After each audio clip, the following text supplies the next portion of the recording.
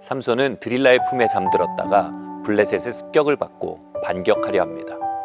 그러나 여호와께서 그를 떠난 줄을 알지 못했습니다. 하나님의 임재가 거쳐버린 그는 포로가 되어야 했습니다. 우리가 살면서 하는 가장 큰 실수는 하나님의 임재를 당연시하는 것입니다. 저는 미성숙하던 시절 제가 제 몫을 하니 남편으로, 아빠로, 목사로 대우를 받는다고 생각했습니다. 그런데 사실 그렇게 대우받았던 건 자비 때문이었습니다.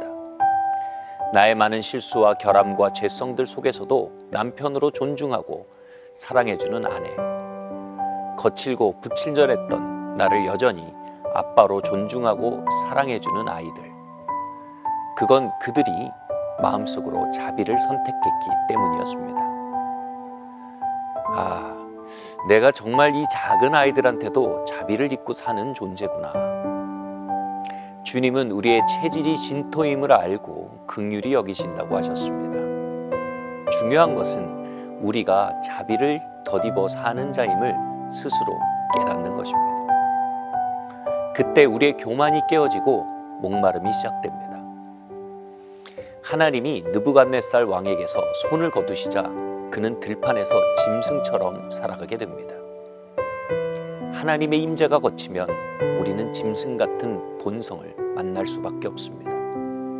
회칠한 무덤처럼 짐승의 본성을 짓누르며 살아갈 뿐입니다.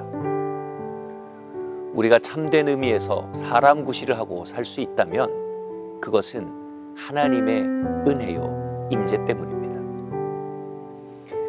은혜라는 말의 의미는 하나님의 능력이라는 뜻입니다.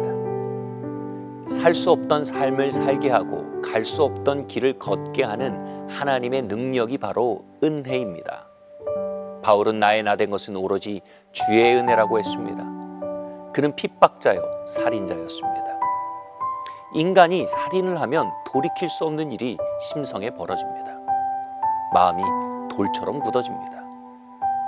그런데 그 심성을 녹이고 그를 거룩한 사도로 일으킨 하나님의 능력이 바로 은혜였던 것입니다. 거룩은 우리의 노력의 결과가 아닙니다. 그것은 은혜로 함께 하시는 하나님의 임재의 결과입니다. 그것을 아는 심령은 이렇게 외치게 됩니다. 주의 성령을 내게서 거두지 말아 주십시오. 그들은 하나님의 임재에 매우 민감한 심령을 가지게 됩니다. 대학 시절 한 선배가 있었습니다. 참 하나님의 임재가 함께하는 선배였습니다. 그의 비밀이 궁금해 그와 이야기를 나누었습니다. 그는 건강하지 않은 관계에 기울어져 갈 때에 대해 이야기를 해주었습니다. 여러 믿음의 선배들이 그 관계를 정리하도록 조언했지만 고집을 피우고 있던 시절이었답니다. 그런데 어느 날 공중전하기 위해 자신의 지갑을 놓고 온 일이 벌어졌습니다. 그 지갑이 너무 아까워서 안타까워하는데 이런 감동이 들더랍니다. 나는 지금 지갑보다 소중한 하나님의 임재를 잃어가고 있는데 그것을 느끼지도 못하는구나. 그는 그 순간 돌이키고 그 관계를 정리했다고 합니다. 여행에서 소매치기가 많은 거리를 걸을 때면 지갑을 꼭 품고 계속 확인해야 합니다.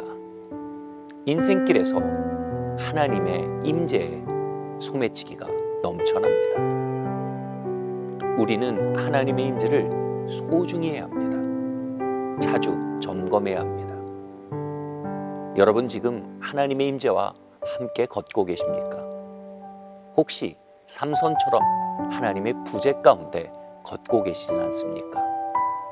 우리는 이런 심령의 외침에 귀 기울여야 합니다. 오 주님, 주의 성령을 내게서 거두지 말아 주시옵소서.